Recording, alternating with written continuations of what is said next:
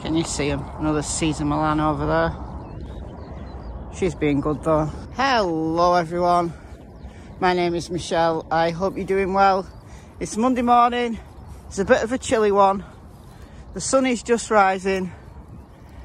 Wind has dropped, hopefully, but it's still a little bit gusty. So those of you who don't like the videos with wind noise, I do apologise, but you know, can't control the weather, but it does seem quite nice this morning, wind-wise. What I want to talk about in this video is Don Wells.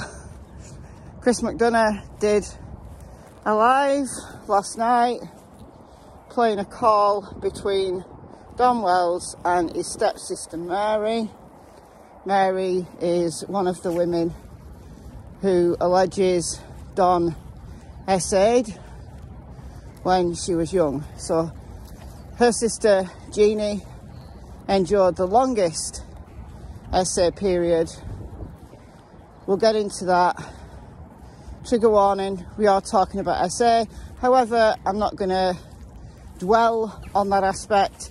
It's more about Don that I want to concentrate on. The live that Chris did was actually really timely, because yesterday evening I'd spent a little bit of time going through some of my old videos, prompted by people asking me questions in my Facebook group and me having to go back to like September to find the appropriate video. And it was around that time, walking through these fields, and it takes me back because Cassie was only a little girl then. The wheat fields had just been cut, so it was like very stalky.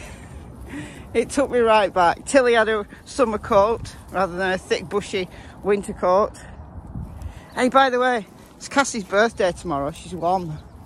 So in tomorrow's video, I'm going to be asking people in the comments to wish Cassie an happy birthday. Yeah, so I went back looking at some old videos, and there's so many that I did on Don. Kind of August, September into October. Because Don was the focus of a lot of people's commentary. Don was living it large, shall we say, on YouTube. He was on Voices Behind the Wall.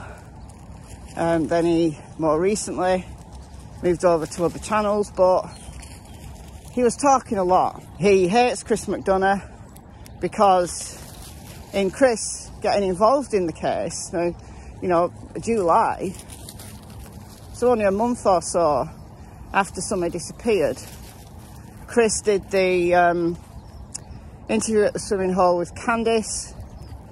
He did the Inside Summerwell's house video, which I think is excellent.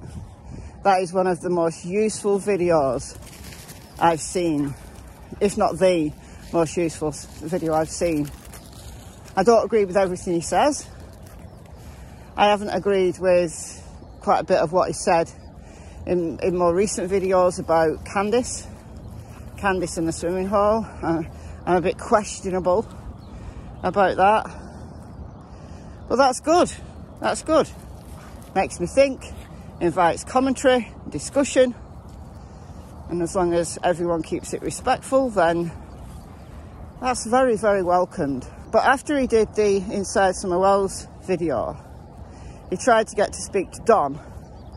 They were upset because Chris intimated that Don was perhaps hiding in the shed.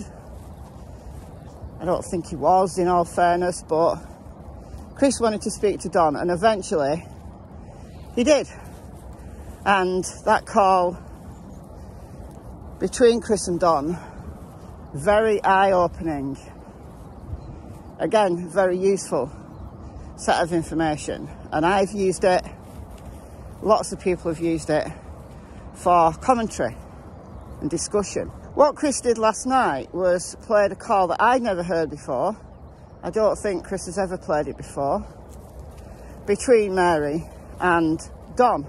Chris states that Mary was acting, keeping Don on side. Remember, it's Mary that Candice pranked. It was, what month was that?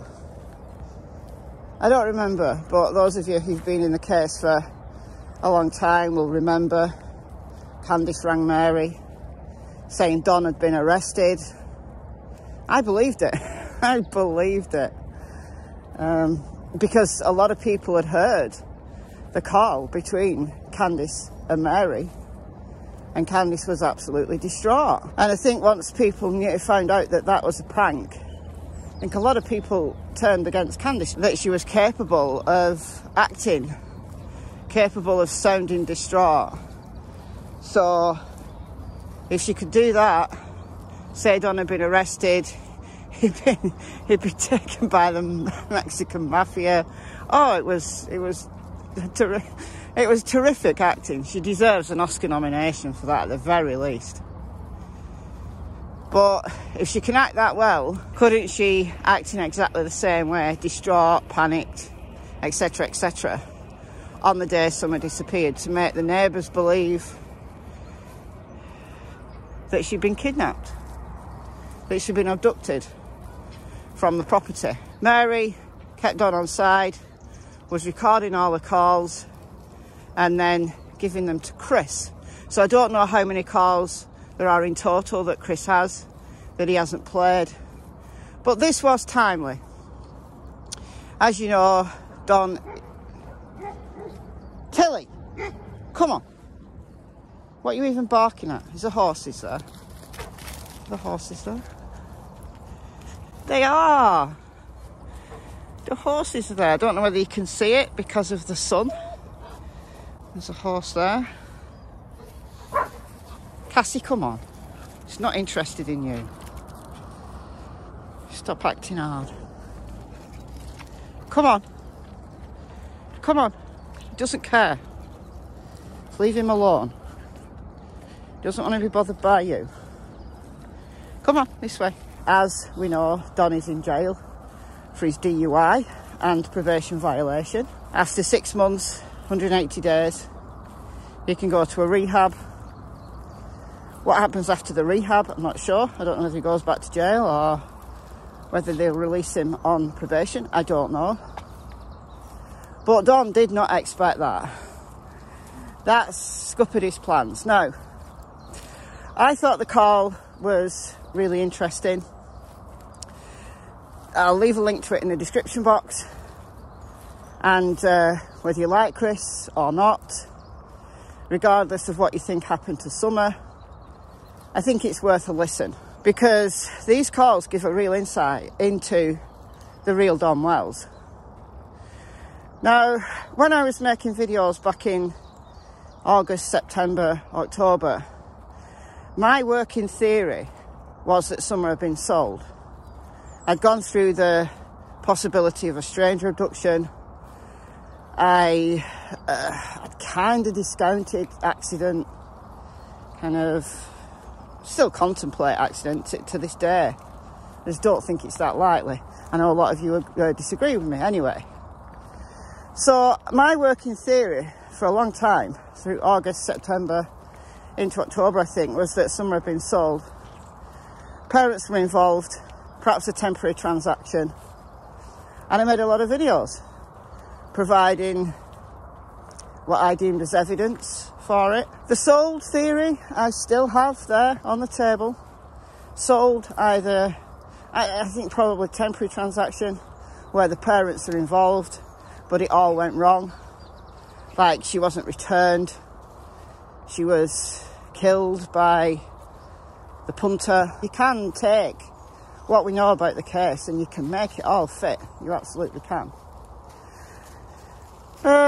It's probably my second theory now, going right back to the beginning when I did my Truth in the Hills series, going right back to the beginning, looking at everything again, looking at things I'd forgotten, the footprints, the scent alerts that people have talked about, just where the searches have been again and again and again, 3 times to the same area, over and over and over, leads me to believe that that's important. It's important for the TBI's investigation, and something around that is now my preferred theory. Speculatively, Summer might have gone playing not too far away from a property, maybe even still technically on the property. Remember, the property's 11 acres. This summer just went to play a little bit down the property, and then someone, I don't think a total stranger, I don't think this happened in the way that Candice says. No way did someone come up and steal Summer from the basement. If I had to guess, I'd say it's someone who knows the family.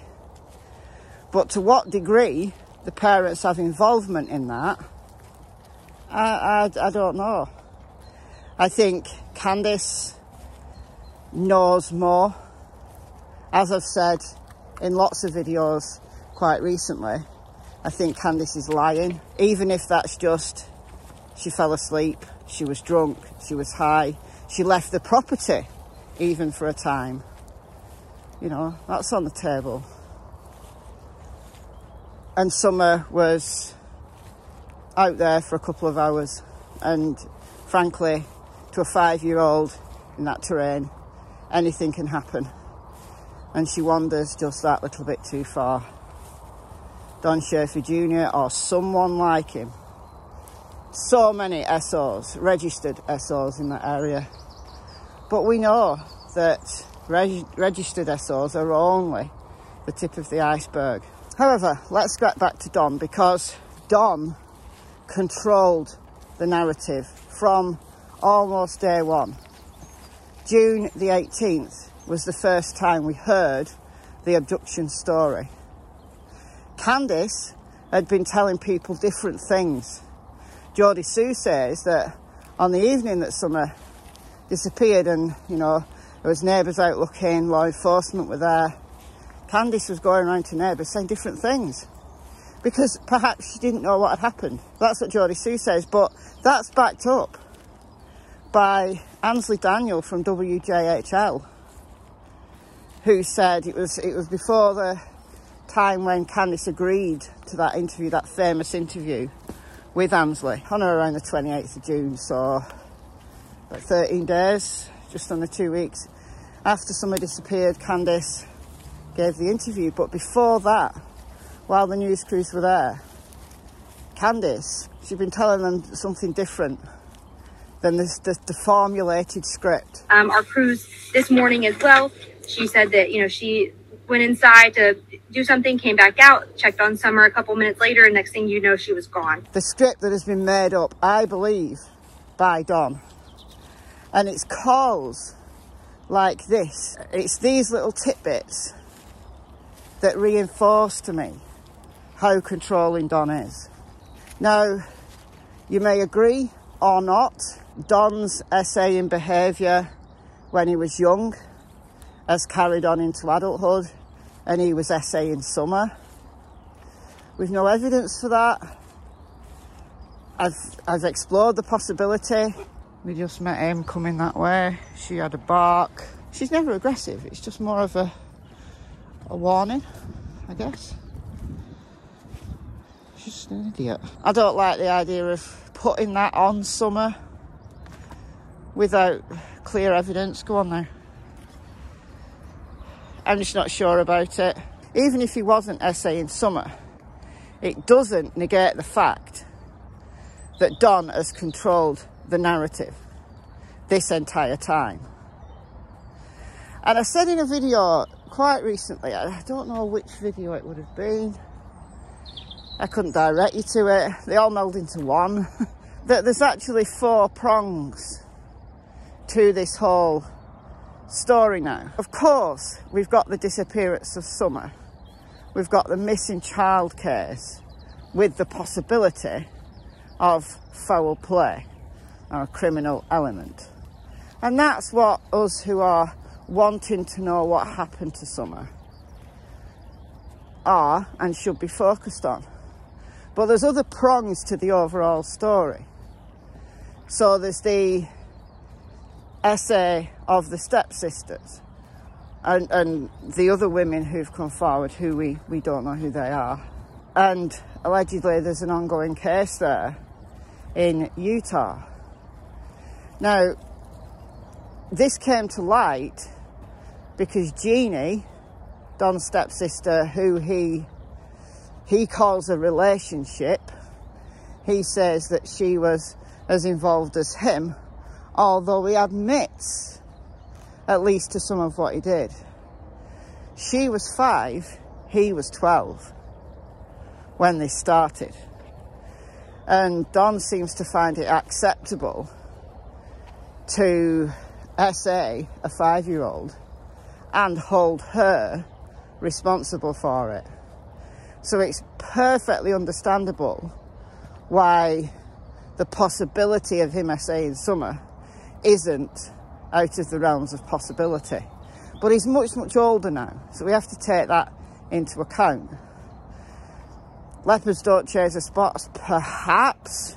Don hates Chris McDonough because once all of this came to light, that the essay of Jeannie by Don went on for years.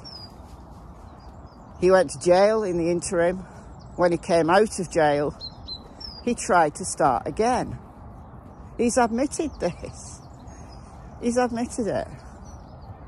But that's a separate, it's like parallel, right? It's two parallel issues. So take these tracks here. Let's walk along this track that the tractor makes. So Summer's case, the SA case in Utah.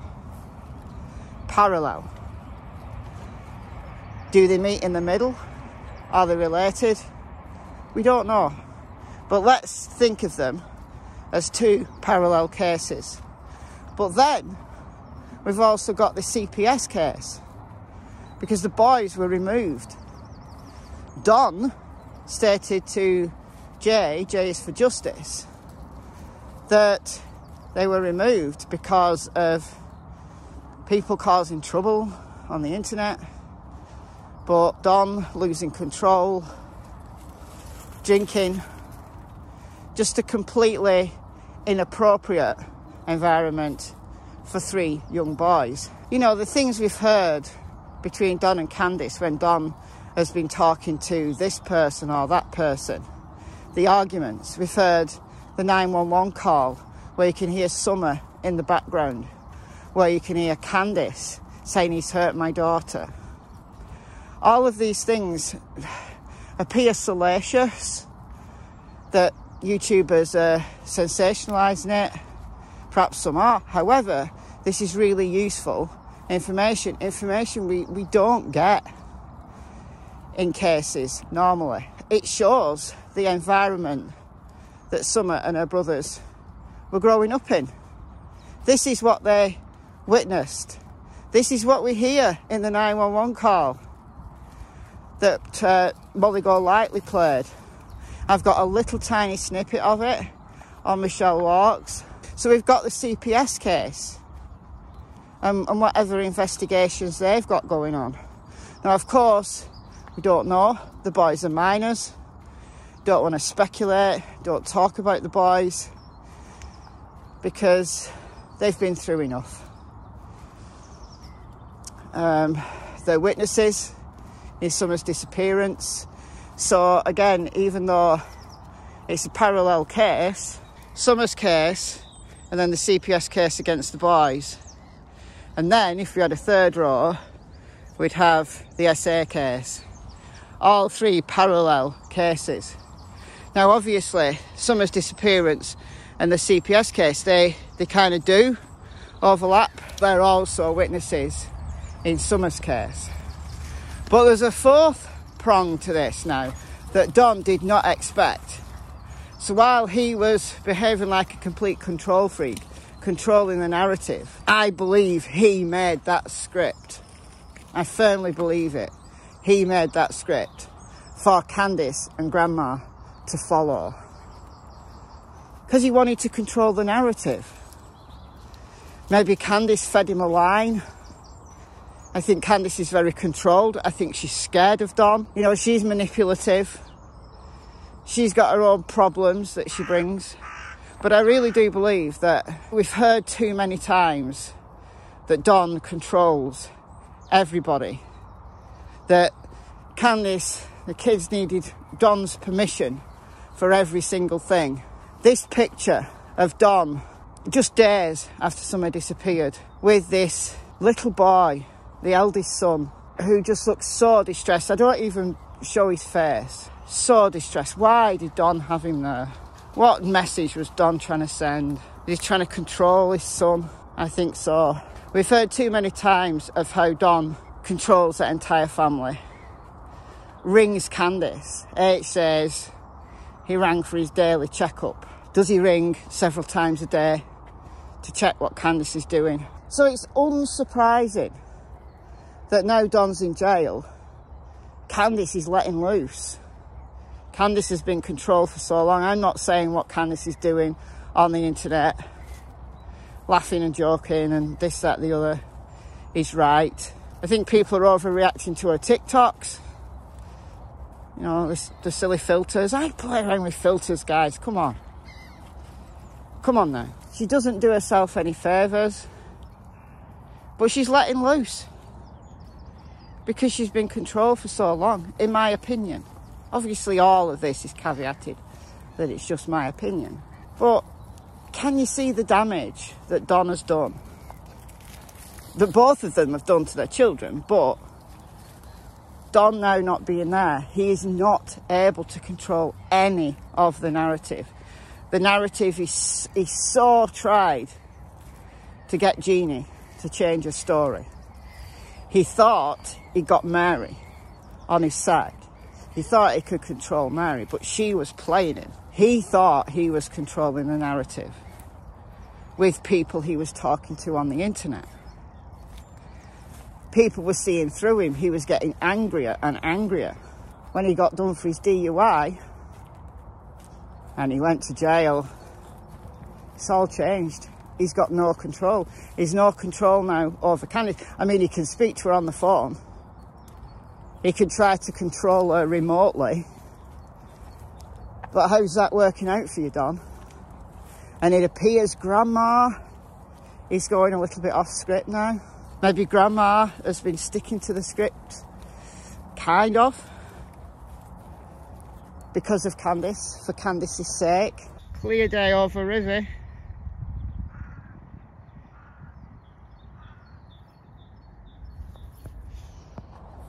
Maybe she's been sticking to the script for Candice's sake because she knows what he's like.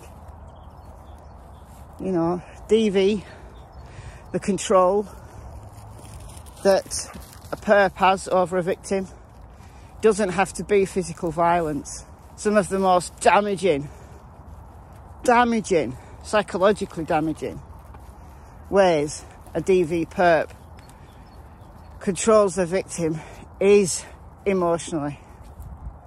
Gaslighting, making them believe they're mad, telling everybody else that they're the problem.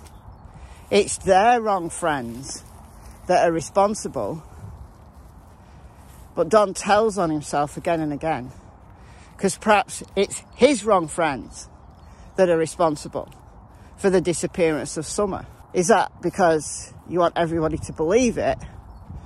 It happened in the way that you have said in your script, and then there's no other possible way that anything else could have happened, because that doesn't fit your narrative, Don, does it?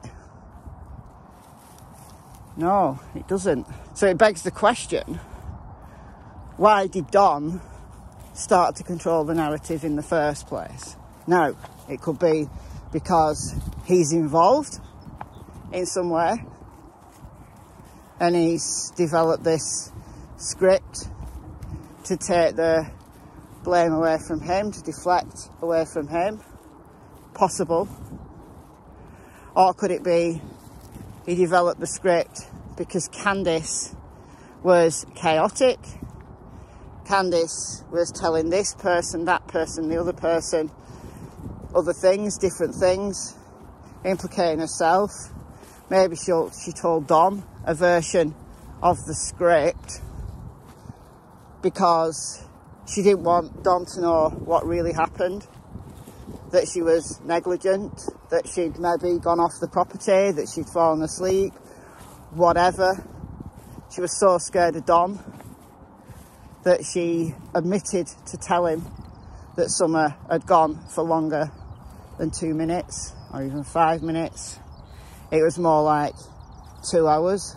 She admitted that because she was terrified of what Don would do, probably with good reason, because Don has told people that, you know, he always said to Candice, you've got to watch her, she's my baby, and Candice was scared. So she told Don the 2-minute story that Don then used to create this narrative. Maybe. Lots of ways we can look at this. But ultimately, when all's said and done, the issue here is control. Don's attempted control over every prong of this investigation. Controlled the narrative over Summer's disappearance. Whether or not he's got involvement, he tried to control that narrative. Then we've got him attempting to control his boys. There's a gag order. He is not allowed to speak to the boys about Summer. And he was mad at that. He told Molly Golightly that he was mad at that. And he had to sneak to speak to his eldest son about Summer. He had to break the gag order. Now, why is that? Why is he not allowed to speak to his sons about their missing sister? Because they're witnesses. But he's tried to control them, the story that they've got. They are key witnesses. They're going to prove key, central, vital to this investigation. The authorities are trying to protect those boys because they're witnesses. Don tried to control that narrative, tried to control his stepsisters, just like he did when they were young, to stop Jeannie talking. When Jeannie tried to tell, Don controlled the narrative and got his dad on side, and he was trying it again, trying to get Jeannie to change her story. And it failed. And it's all failed now for Don because he's in jail. He did not expect that fourth prong. He did not expect to get arrested. Cards have come tumbling down. So how this is going to play out from here on in, I don't know. None of us knows. But I truly believe arrests will come. Just be patient. Justice will be done for little Summer, whatever that turns out to be. So I'm going to call it a day here. Let me know what you think about this in the comments below. I've been Michelle, hope you're well. See you in the next video. Goodbye from Miss Cassie Springer and Miss Tillington. Bye guys, beautiful day, look at it. Beautiful. It's not even 8 o'clock either. Bye guys.